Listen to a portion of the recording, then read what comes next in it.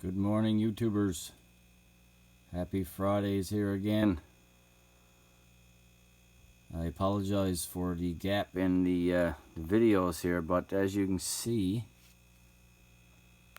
we're still left with a significant amount of snow, and underneath that is about 12 inches of slab and water and mud.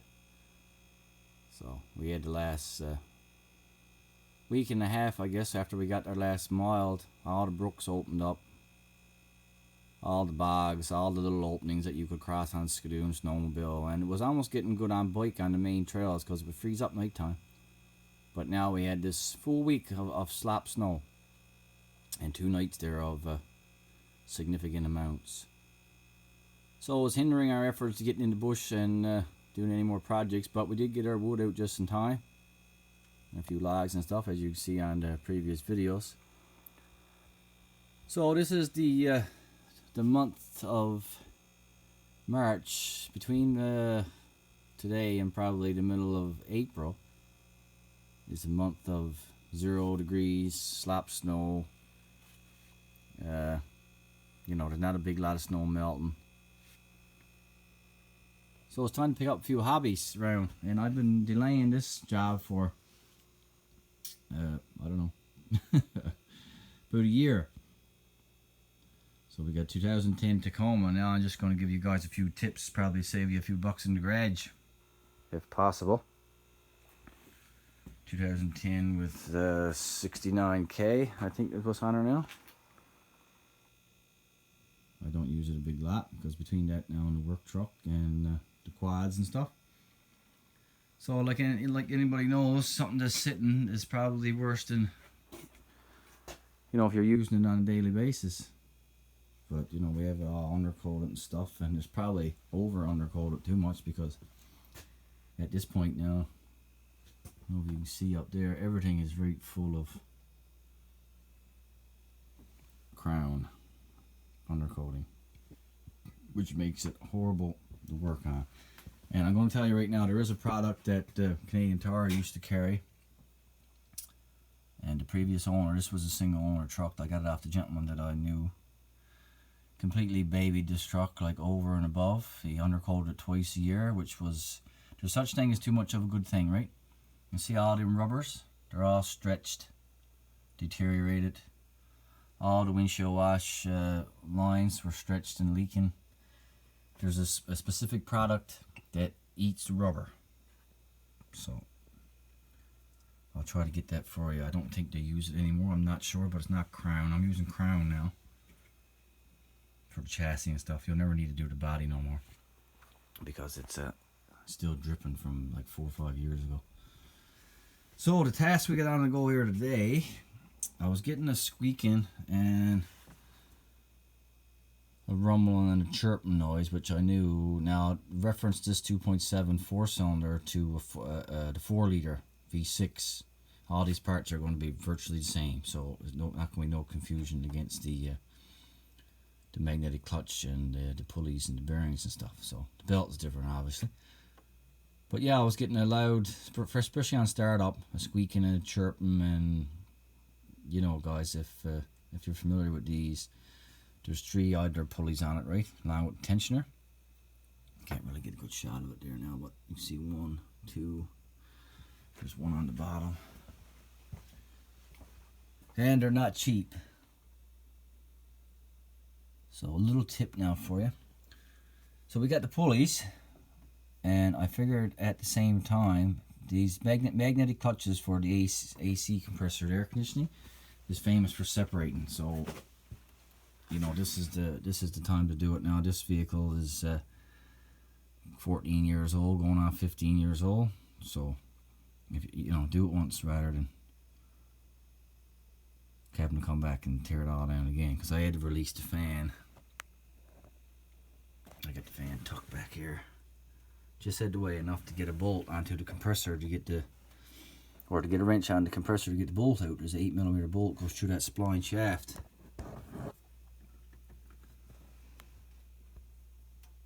And there's 2 washers in on the back, so I'll show you now. But anyway, this compressor clutch, when you order it, it comes with the, I got the front took off now, but it comes with the pulley and the magnetic clutch assembly itself, which is 99.9% of the times not the issue. And I'll show you right now what the issue is.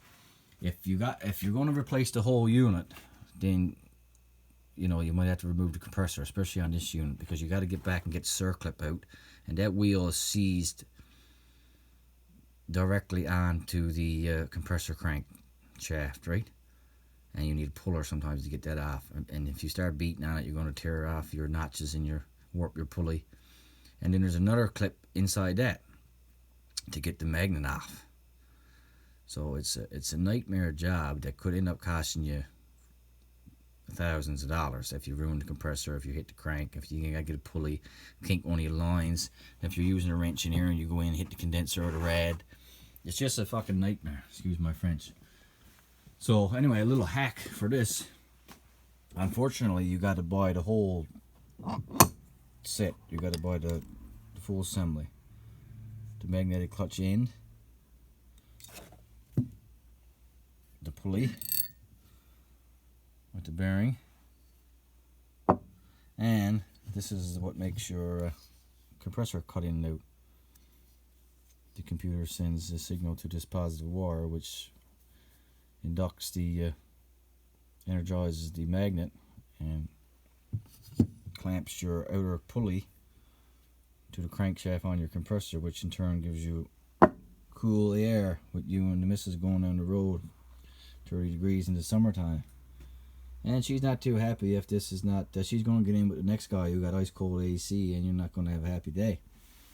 So what we're going to do here is, like I say, unfortunately you got to buy the full unit,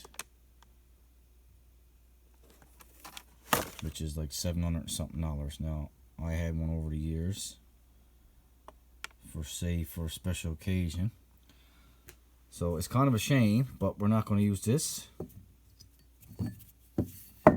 and we're not going to use this, which is the most expensive part of the assembly.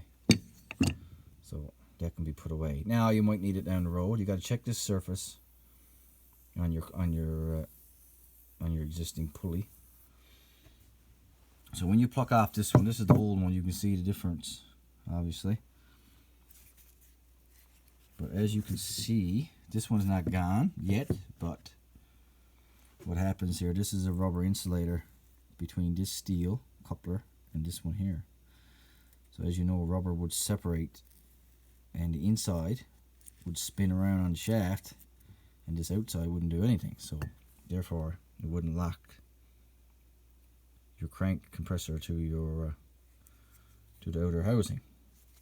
So when you pluck this off, this is fairly easy. You want to get a big set of channel locks or something to clamp this outer piece to get your nut to your bolt to come off. It's an 8mm, just your standard 8mm. Now you're going to want to tap your socket on there, 8mm socket, to make sure that this, because it's not very much of a biting surface on that.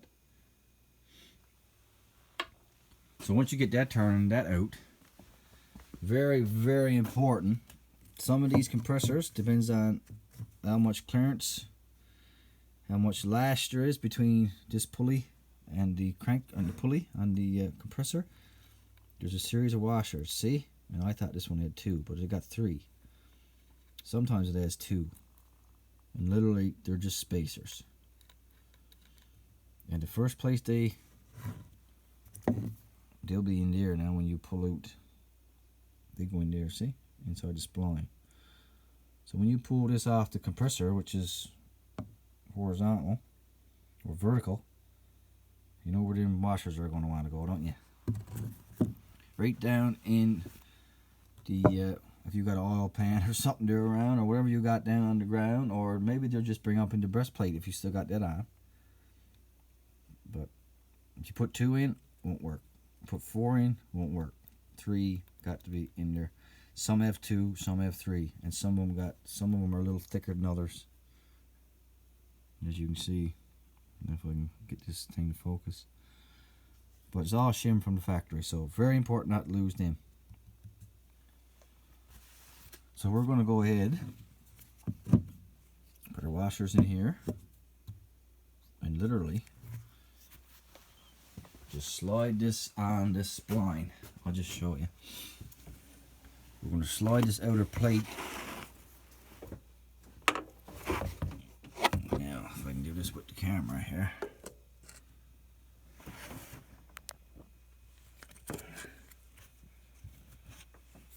This is something you can easily do with no special tools, just a bit of patience.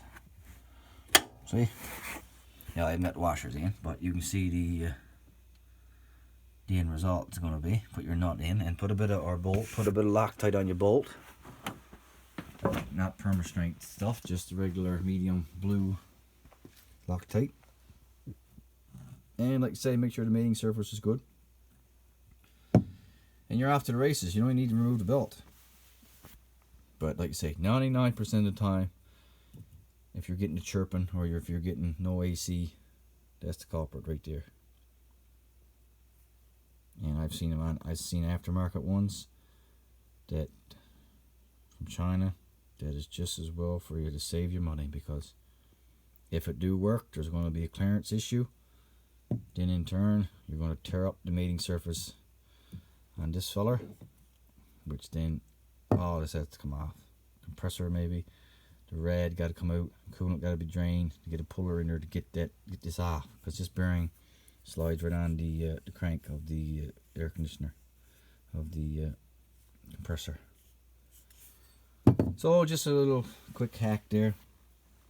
You know, this was almost 15 years this one lasted, so I think it's time enough to change it. Now I will keep it, because it would get me out of a jam, I guess. But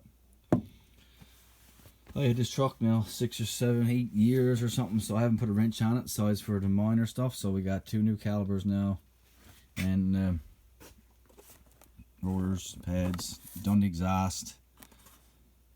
What else did we do? Oh, front wheel bearing, left front wheel bearing. And if you've seen our previous video, we done the muffler weld job on our old muffler, and I'm going to give Cisco and Ebert is going to give that 2 super shitty thumbs down. Of 1 to 10 on the shitty meter, that's probably a 8. I got about 2 days out of it. So, and like I say, I don't know if I did, you know, followed the instructions as close as you could. I cleaned it up. Couldn't clean it up no more. And I bombed it fine. And I had it down the basement by the wood stove.